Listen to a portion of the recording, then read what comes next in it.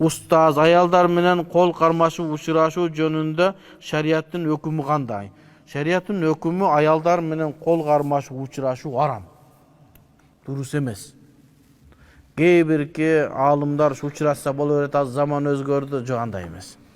Бирок жашы көтөрүлүп калган жана апалар бар, 60-70ке чыгып калганы, ушулар келип айылга барып калсаң учурашып калат. Өзүң бир ыңгайсыз абалга каласың, баягы шариатты жакшы түшүнө элек. Анан учурашасың, анан өөп коет сени.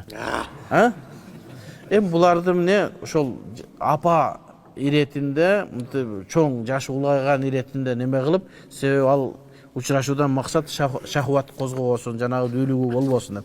Эми кемпирлерге, аялдарга андай нерсе болбойт. Ошон үчүн апа иретинде неме кылып койсо, эми атайлап эмес, болуп калса эмне дейбиз, эми кечирин дейбиз. Атайлап кемпирлер менен барып учурашкан жакшы эмес, Ошого барып калганда жеңелер, кошуналар, ушундай болуп калганда зыярат кылып барып калабыз да. Şu köküröңүзгө колуңузду коюп саламатсыңар, ассаламу алейкум деп эле учурашкан жакшы. Алар дагы ошону билип, бираздан мындай ыйба кылып учурашып, алыстан аялдар учурашып берсин. Аялдар менен кол алышып учурашуу арам шариятыбызда.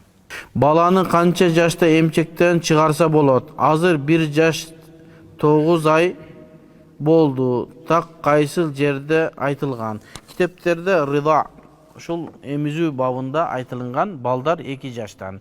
Abu Hanifa'nın fikrinde 2,5 yaştan. Bırak fatva ala kavli sahibeyn 2 yaşka çeyin emiş gerek deydi.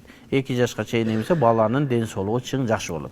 Ağa çeyin çiğip ketsem ne olur? Aram emez. Bolğanı balanın den soluğuna bayağı özünün gerektiği vitaminde dalbay kalat. Andan giyim ne olur? Andan giyin durus emez. Andan giyin durus emez. 2 yaştan. Eğer de bir Abu Hanifa'nın sözünü alamda 2,5 yaştan ötüp etse durus emez.